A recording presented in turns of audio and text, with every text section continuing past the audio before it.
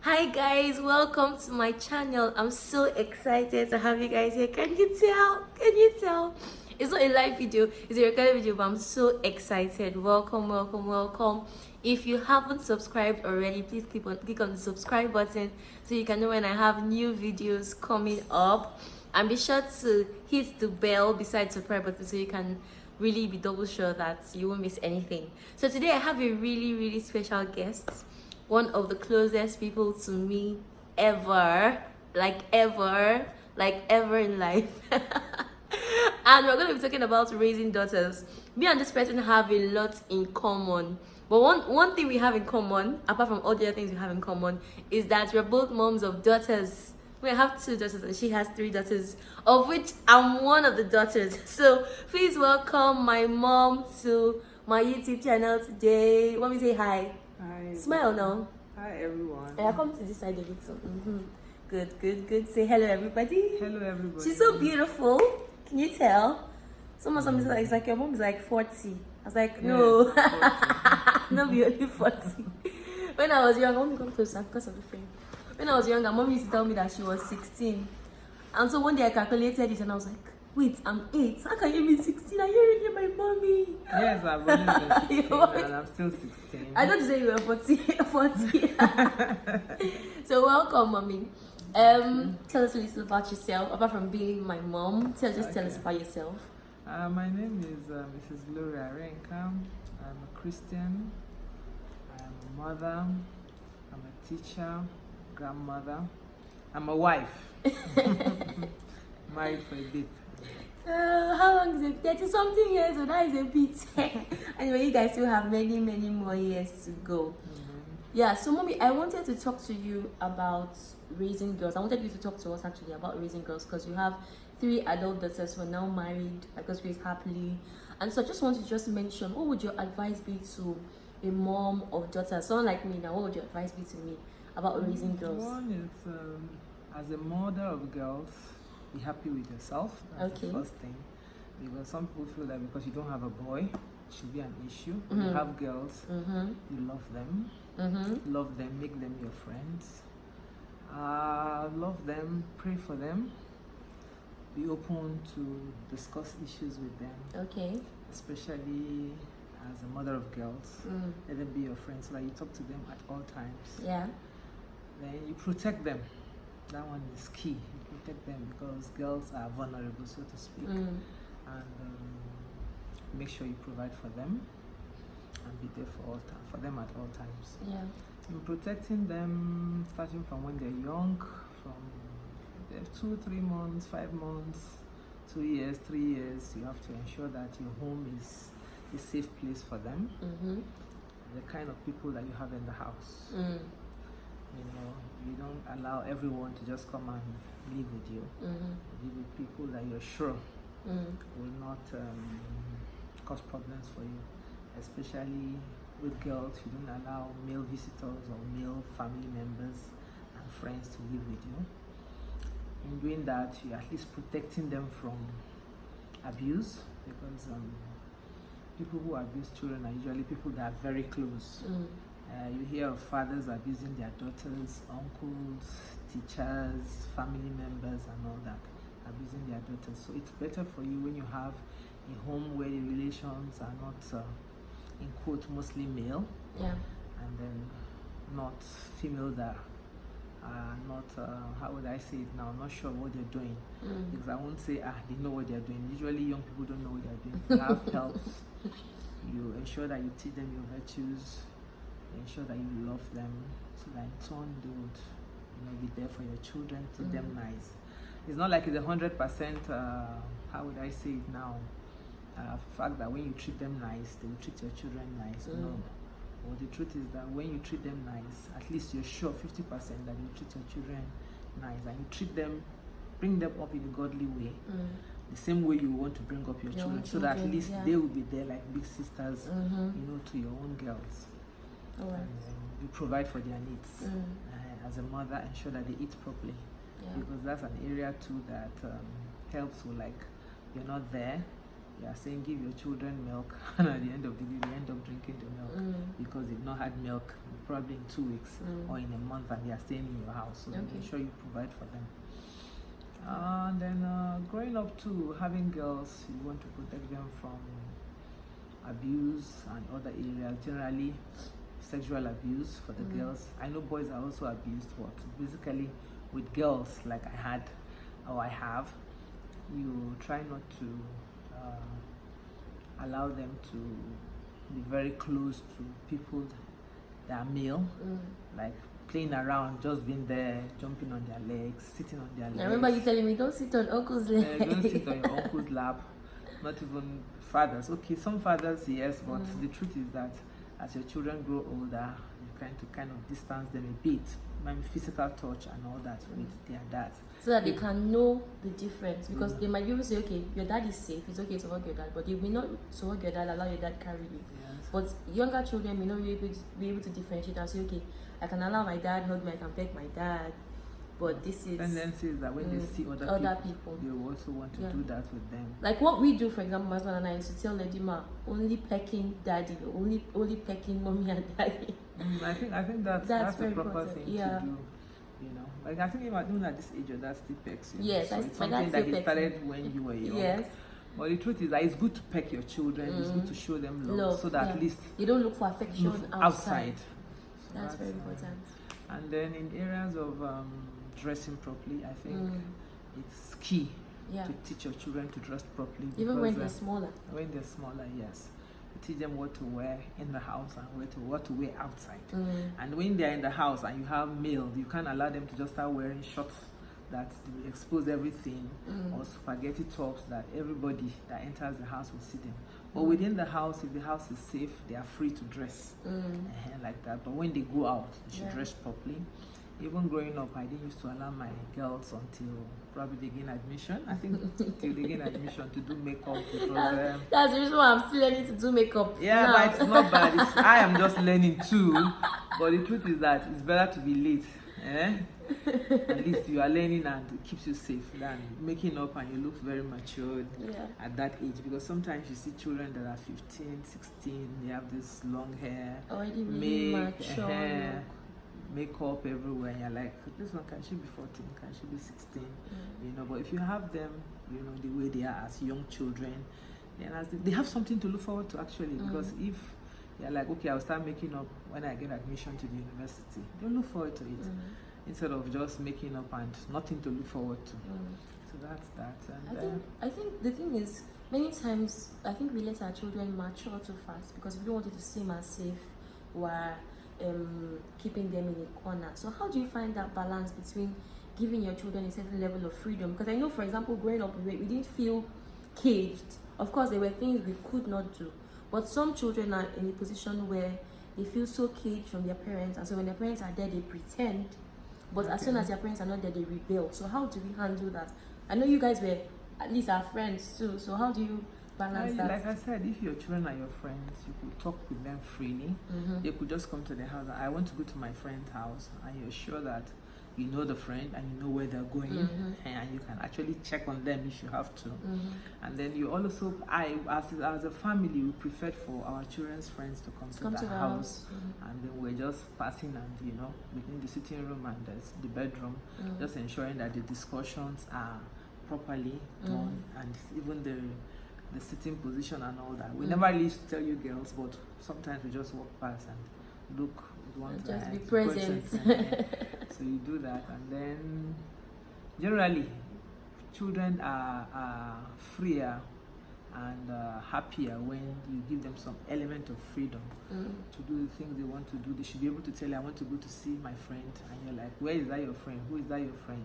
You don't really say it because you want to how would I say, prevent them, control them. But you want to know where they are at a particular time, because even as parents, we don't just leave the house without telling anybody. Exactly. So if children are going out, they should tell you, not like, I'm going to my friend's house. I should know your friend. I should know where you're going, so that at least when we have to look for you, we have to ask questions, so we know where to. Exactly. And then when they're going out for other programs like school programs, excursions, we ensure that at least the school authority we're sure that is where they're going. Then church programs too. Probably they are having choir practice in church, or they are going for young purpose program and all that. We try to ensure that we drop them and pick them. We know when they start and when they close, so that at least there won't be time lag in between to say, okay, probably within this hour they were here or they were there. So we either pick them, drop them, and ensure that at least they are safe. I think that balance is very, very important, because I think you guys were really involved in our lives, but not involved to a point where it was choking. You were involved because you would talk to us and say, okay, so how are you? When it was visiting days, you will come and you will bring food for our friends. Yeah, so I think being involved in your child's life helps you give them that controlled freedom. Because some parents will say, I don't want to do this, I don't want to do that. But because you knew who our friends were, because you would show up when it mattered, because you would show up and say, okay, they're having this thing in school, or I just want to come visit. I think that balance is extremely important. But I think even for that, it's important that you let your children know reasons why you don't want them to certain things. Exactly, communication. Because you communicate with your children. You are not supposed to stay out late. Like you're going to your friend's house, we're like, okay, you're coming back. This is 6, so that it doesn't get too dark, and it's no longer safe for you to be outside. And I know we used to like encourage that you don't stay on the street corner. You know, you want to talk to somebody, you want to talk to your friends. At least let the person come to the house. Be it a boy or a girl. Let them come to the house. So when they come to the house, they know you belong somewhere. So at least if they are relating with you, they have that, consciousness that this one, the mother is there, the father is there. Though some children used to think that, oh, this one, the mother is always there.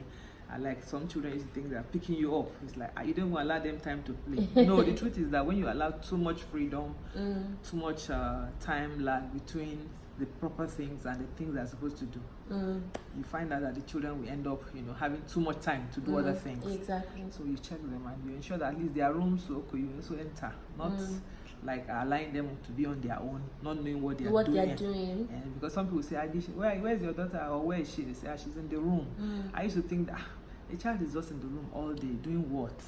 At least let's know what the child is doing, because when they are alone, they have time to do things that are not. And another thing is when a child locks themselves up in the room, you may not really know what has happened to this child. You may not know, oh, this is what's going on with her. She's in trouble, or something has happened. But when you're always around, you can perceive some things and know, oh, something is wrong with you. You've been crying. Especially when you know your child to an extent. Exactly. This one is always laughing. This one is always joking, or she enjoys this particular kind of food. By the time she starts getting withdrawn, you know that something has happened, and you can ask questions. Yeah, exactly. And then when you ask questions, you're not asking like, I said you should not know.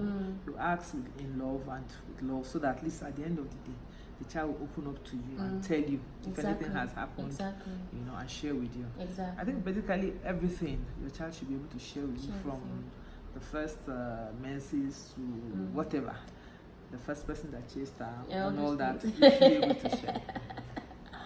But I didn't tell you about the first person that chased me till much later. But I knew you somehow knew.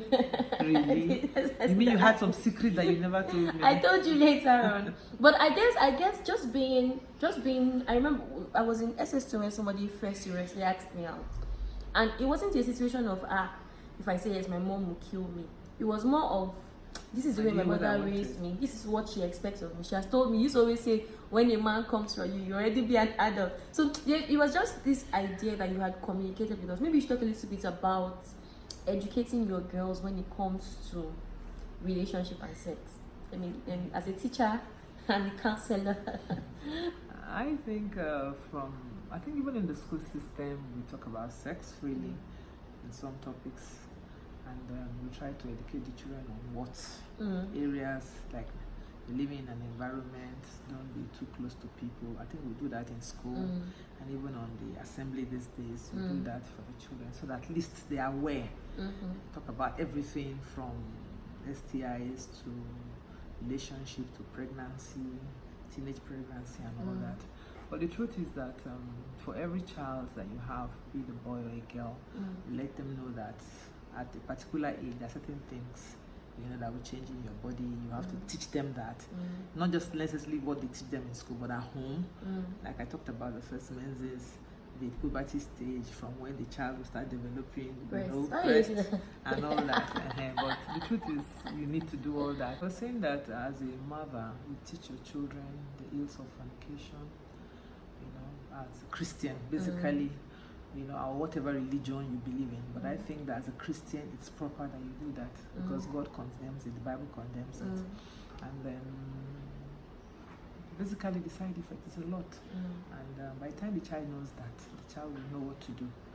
Even when there's nobody there in quote, if I do this, one, God will not be happy with me, my parents will not be happy with me. Not like if you do that, you get pregnant. Yes, pregnancy, yes, it's not good, but that's not the main thing, because you might say, I'll get pregnant. Say, okay, after if I get pregnant, I will have a child.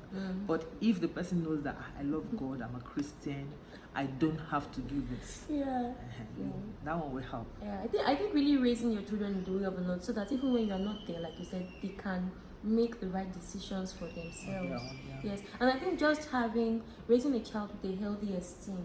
When a child is in a home where there is a lot of love, like Edima will come and say, Mommy, I'm a princess, and baby Nadia is a princess, and you're a queen, and Daddy is a king. So just having that mindset, she really feels like she's a princess because there's a lot of love. And then just also educating your children. I think educating your children is one major way to prevent abuse of any kind. Because I'll tell Edima from when she was 2, nobody touches my bum bum. If anybody tries to touch my bum bum, I'll tell Mommy. So just basically telling them, okay, these are your body parts, this is what is private, this is what should not be shared with anybody, it's precious. Just getting children to understand their self-worth from the very beginning. Then when anybody touches you make tell somebody. Do that, you keep telling them that, so that at least when somebody gets close, that day the other uncle was touching me, or he was doing this, they should be free to talk to you. If they are free to talk to you, then they can tell you things. And when they do tell you, don't raise an alarm and start shouting, so that next time they won't be scared to talk to you about it. So when they talk to you and uncle touched you, really, where did he touch you? Talk to them about it. And you're like, no, next time don't allow uncle to touch you. But when you raise an alarm and say, where's that uncle? The next thing is that the child will be like, maybe I said the wrong thing, because and they'll be afraid to share with you. And then even as children get older, there are times when I remember somebody saying, this teenager told her team leader something that she had done wrong, and the team leader told the mother, because she had told the team leader in confidence. The team leader told the mother, and the mother just went haywire. And so somebody was saying, this girl is going to learn how to pretend better, because she feels, maybe what I did was wrong, but my mom will never understand, so I'll just keep it to myself. So that balance is extremely important. I was saying that the girl child, or we mentioned before the video started, that the girl child seems to be really endangered in society. There's child marriage. Sometimes they say, because you're not a boy, you're not worth as much. Things like that. Abuse is even more prevalent with the girl child. There are more girl children out of school. What can we as a society do to ensure a better future for the girl child? I know it's something you're very passionate about. I think the first thing as a parent or a mother of girls is to be happy with yourself and be happy with your girls. Let them know that the fact that you have girls, you don't have any regrets. Because some people feel that because I have girls, I'm not worth it, this and that, and they are like, I'm not happy. But when you have that confidence and you teach the children to say a girl child is equally the same thing with a boy child. There's nothing that a girl can do or a boy can do that a girl cannot do, that a girl can even do better. You educate them on that. They go to schools, they are free, to share with people, to talk, to be bold, to do things. By the time you give them those kind of encouragement, they know that the fact that there are no boys or there's no boy in the house does not make them worthless. So, and then you encourage them as a mother. My girls will definitely stand out. Pray for them. You are worth the same or even more than a boy for me. I felt that because I always prayed that my girls will excel in everything they do. So you pray for them, you encourage them, both academically, be there for them, at all times. In school, they have, even if it's just to recite a poem, be there to say, cheer them up, be their first fan, so at least they are like, so my mother cares or my parents care for me. I think my husband and I, we used to do that a lot to encourage our daughters to know that they are worth it, whether it's drama in school, recitation, so we're always there, either both of us or just himself. So I think that just you. Most times me, okay. And then in the society, they tend to look down on girls. And sometimes when somebody says, how many children do you have? And I say, I have 3 girls. And they say, you don't have a boy? I say, no, I don't have a boy, but my girls are doing very well. I have that confidence that even when they were younger, or when you guys were younger, I used to be happy that I have girls. And then the society kind of also, you see girls hawk. You know, I don't think it's a proper thing to encourage your girls or to allow your girls go hawking. The economy, it's good. I don't want to say it's bad, but don't because we don't have, or we're talking from the point of having, or you're rich. I'm not a rich person, but I think there are other things that you can do. You don't necessarily have to put your girls on the streets to hawk. And then when we reduce the number of children that we have to feed less mouth, I'm sure we can take better care of our children. When a mother feels that, because I have girls, I want to have more, just keep trying. Sometimes you end up having 8 girls and you're still looking for a boy. By the time you do that, the cost of feeding these children, no matter how comfortable you are, you know, will affect you. So I think the girls should not be allowed to hawk. The society too should allow the girls to be free, not like, you're a girl. Just, you know, there's a way they kind of, I don't know, even in schools we encourage, as a teacher, when I see boys bullying girls, I kind of get at them and like, what is that? Is it because she's a girl? You know, after all, you have a mother at home. You have sisters at home. Do you do that to your sisters? And they will smile and like, okay, we won't do it again next time. You know, some of them don't really know the reason. They just feel that girls, from the way the foundation they have at home, girls are just there to wash plates. Girls are there to do the kitchen chores and all that. So I think something you mentioned is even very important, that mothers of boys and fathers of boys also have a role to play in the way we see girls in society. If you treat your son to say, a girl is not just for washing plates, or a girl is not just to be used as a sex symbol, if you teach your boys from a younger age to respect women, it does better it gives your boys a better life, it gives women as a whole a better life, and it gives society and makes them better husbands. Exactly. Because when you have boys and you're like, you are a king, you are this, you are that, you're better than the girls, they end up, you know, getting married to other people's children, and they feel that I'm getting married because I need a woman to come and do my washing, a woman to cook for me. Because some people, you ask them, why do you want to get married? I'm tired of cooking. Every day I have to. But if I have a wife, my wife will cook for me. Oh my God. In this day and age, I don't think the woman is just there to cook. Exactly. You go to work. The woman goes to work too. I'm not saying the girls should not, the women, they are marrying now because they're going to grow up to be women, not to respect their husbands, not to cook for their husbands. I think I'm of the old school that the woman should do most of the cooking or do all the cooking if it's possible. But it doesn't mean that the woman is a slave or a house help, and then you just come and then you cross your leg in the sitting room and you're reading papers and you're like waiting. Is the food not ready? But I think you can encourage your wife as a young man, as a young husband, go to the kitchen, even if it's just sitting there, encouraging her to do the cooking. And I think that's very, very important, because you did raise all your girls to know how. I think we all cook really well. My sister cooks jollof rice that is from heaven. Nobody cooks jollof rice like Tojo. And then anyone knows how to cook this egusi soup. Who told you to?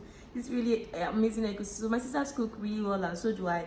So I think that balance is important. Telling them you're not made for the kitchen, but it's good that you should know how to cook. Not just even for marriage, but for your own sake. For your own sake. So that at least when you desire to eat something, you can cook it for yourself. And if you don't know, you can learn. You can learn. There's nothing on this earth that you cannot learn. If you want to cook anything, you can learn it. And I think another thing I wanted to mention is the fact that a lot of people seem to pressure their adult daughters for marriage. Always like, when will you bring a man? My mom never really did that. Never did. You ever do that? Like, I want to be a grandma. And so I just want you to just encourage people out there not to put unnecessary pressure on their daughters, because sometimes people put pressure on daughters. The girl just picks anybody and is now in a bad marriage. So I don't know if you can just mention that briefly. I think that the first thing you do for your daughter at any time is to encourage. If you love your daughter, there's no need pressurizing her. If she has somebody she likes, she will bring the person home. But you can still ask, what's happening now? Nobody's chasing you. Like I do for my girls, even for my nieces. So who is you know? But you don't kind of come to them and say, what did they wait for now? I won't be grandmother, you know, that kind of thing. No. I think if you also have an environment where they see marriage as very important and something to look forward to, like children that come from homes, I'm not saying those that are not married don't come from homes that there's plenty of love, or they see their parents, you know, relating properly. But sometimes seeing them relating properly, they desire to get married. And then some of them are just like, all the ones I've been dating, they are not doing well. So Or some parents will say, like somebody told me, when I just said, when are you going to, she now said, my daddy said I must have a master's before I can start thinking of marriage. And I'm like, what has master's got to do with getting married? Because the day you meet somebody and you're in love with the person, but I just believe that a child should at least get to a level of education before you start thinking of getting married. If possible, have a first degree, because at that age you're still young. And then marriage is not just I'm getting married. You have to be matured, both physically and mentally, not necessarily age-wise, but physically matured and then age-wise. Because in some places you have people that are 13, 14 getting married. I don't think they know anything, and they force them into getting married. I don't think it's proper. What else? I think, well, like you said, I think it's important that you let this child understand their worth as it is. Understand that marriage is important, but it's not the be all and end all of everything. Yes, and I think that when as a mother of daughters, she starts bringing people. I think Daddy and I really talk about this a lot, about looking at the quality of this person's character before their tribe or before the content of their pockets. I think that one is not the main thing to look at in marriage. Mothers look at it though. One, as a mother, the first thing you expect from your daughter is if she brings somebody home, do you like this person? Then the next thing is, a Christian? Because I wouldn't want my daughter, for example, to marry somebody that's not believer. Exactly. So if the person is a Christian and is responsible, has good character. Quotes, responsible, because you can't really say for sure, but at least from relating with the person you can now know after a while, because not just meeting somebody the first day, you can't say this one is responsible. So with time, as the person comes around you, you're able to say, okay, I'm seeing this one, I'm seeing that one. And then sometimes, especially if your daughter is marrying a friend, somebody she knew a while before they got they're thinking of dating, you already know the person. Like in your case, I was like, when I say no, I like this person because he's a family person, he's a people's person. He's somebody that anytime he sees you, he's always happy to see you, he's welcoming. So for such a person, I don't have to think twice because I already know the person. But assuming you're just meeting the person, your daughter comes with somebody, there's no way of saying, this one is responsible, this one is irresponsible. So you encourage. But like I said, the person should be a Christian and then have some level of education. Because as a teacher, and I don't think I want my daughter to marry somebody who is not at least at par or at some level of education. So. Well, your daughters are married. Yes, so. That's what I'm saying. I'm saying as a mother, before they got married, I don't think that I would have been happy to say, you brought somebody that was, not really. But but the thing is, Mom, you have to be fair that some people may not really be school building. They may not even have a first degree, but they are really intelligent. That's what I'm saying. They're really trained. Intelligent. If you don't have some level of education, at least some level of exposure. Somebody is not somebody who is just there, don't care, don't even know anything. Just like I have money, probably. Maybe a businessman or a trader. Let's use the word a trader, because sometimes a businessman, might not really know things about academics, but is learned and has some, or an entrepreneur, but let it at least a little can communicate properly, behaves properly, and then has the same kind of exposure. That you guys can have a discussion, and I think that's important. You talked about marriage briefly, but how did I put it here? You've been married over 30 something years. What marriage advice would you give to us that are newlyweds or single? I think the first thing is that you love your husband. Be his friend. Like my husband is my best friend. Respect him. I think men like and kind of respect. They're like, you don't know that the man is talking. Even if they don't say it, they like some level of, like they ask you to do some, like you're planning something, and he says, let me think about it. And you're like, make a decision now. He says, let me think about it. As a wife, you should give him time to think about it. And then when he says, it's enough, you're doing something and he says it's enough. I think when you do that and you respect him, he's happy about it. And then let your home be welcoming. Not each time the man comes home, you are scattered in terms of both physical and emotional. Because sometimes the man comes home, he doesn't want to really come home because there's nothing to come home to. But if you cook well, you're welcoming, you take care of yourself, and like my advice to young people is, as much as possible, take care of yourself.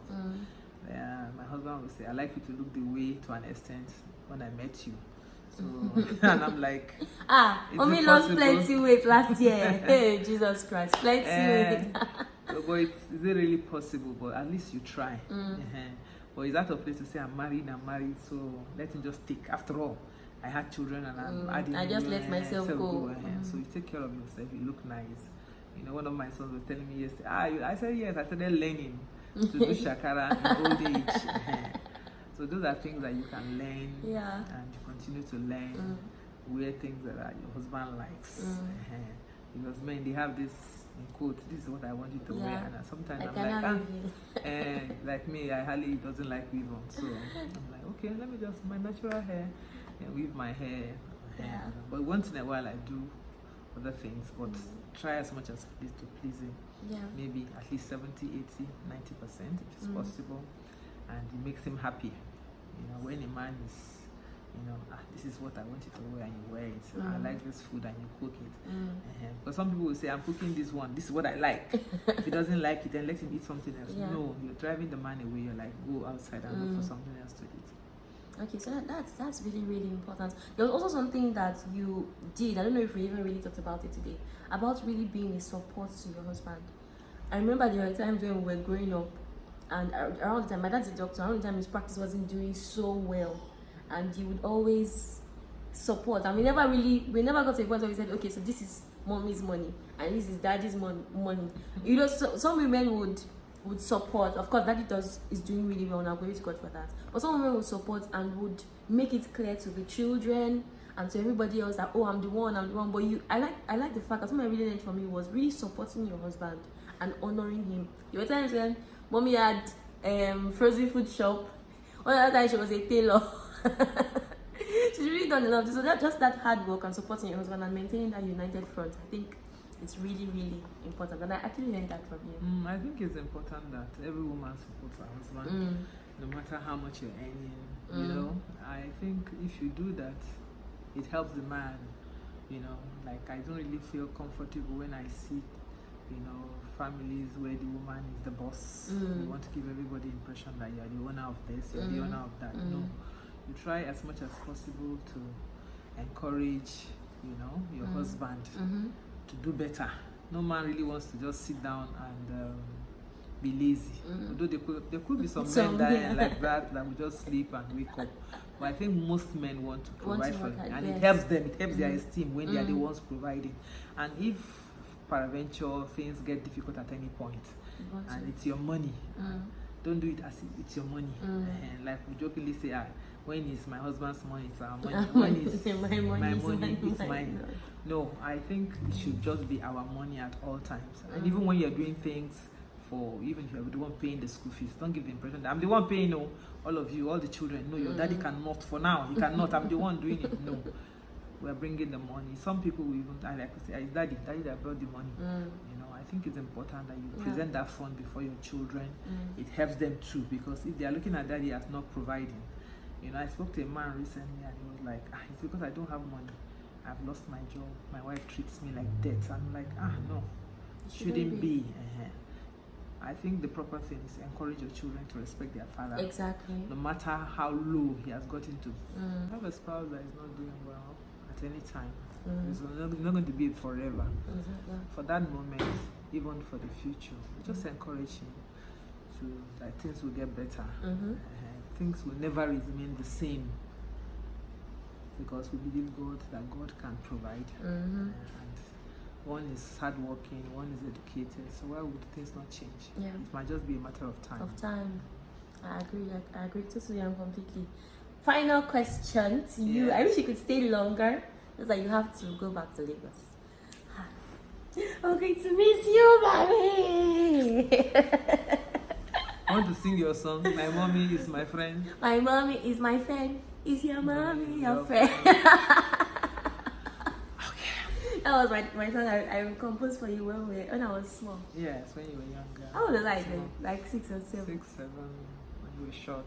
I was trying to put your hand on my shoulder. On your shoulder. I used to, when we were at the bus stop, I used to climb that slab.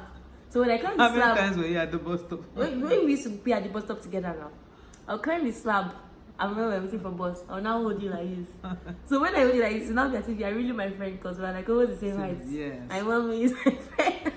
Memories. So let me ask you, you're a grandmother of 5. Come closer. First of all, okay, let me see if you'll be honest in answering this question. How different is being a grandma from being a mom? Different. Yeah. As a grandmom, I think it's, I don't know, would I say I'm happier seeing my grandchildren than I used to see my children? I don't know. But there's this thing about that I can't really express. You know, my grandchildren are special to me. I am kind of partial when it comes to them. Kind of. Yes, and I allow them to have their way. Very partial. Maybe 60, 50%. 95 to 98 to 99.9%. Them wasn't so easy like I did with my children, you know. Discipline them is not as easy. Let me be I think honest. maybe because they have parents to discipline them, so why spoil all the Yeah, fun? so that's why I want to say that even as parents, don't allow your children to be trained by your grandparents. Well, you end up, I think I would definitely spoil my grandchildren if they stay with me. I try to give them everything they want. Yes, and she'd be I want happy this, about correct them. Like, I can't even recognize there are some things you do. I'm like, is this my mother? Yes. Like, this is Erica taking this. God, anyway, thank God for It's different. you are The finished raising your grandchildren, children. Yeah, the grandchildren are special. The rest of us were not special. Anyway, thank you for being on my channel, mommy. You're welcome. It was so much fun. We should do this again. Why are you eyeing me? Even if you did not want to come, should they know that you did not want to come? I had to call her husband to tell her to be on my channel. Okay, I had to tell my husband to convince. I'm telling them your secret. Wait. Okay. So thank you guys for watching. I love you, mommy. Love you too. Kiss me. Mwah. Really kiss. Don't forget to subscribe. Mommy has run away. Love you all.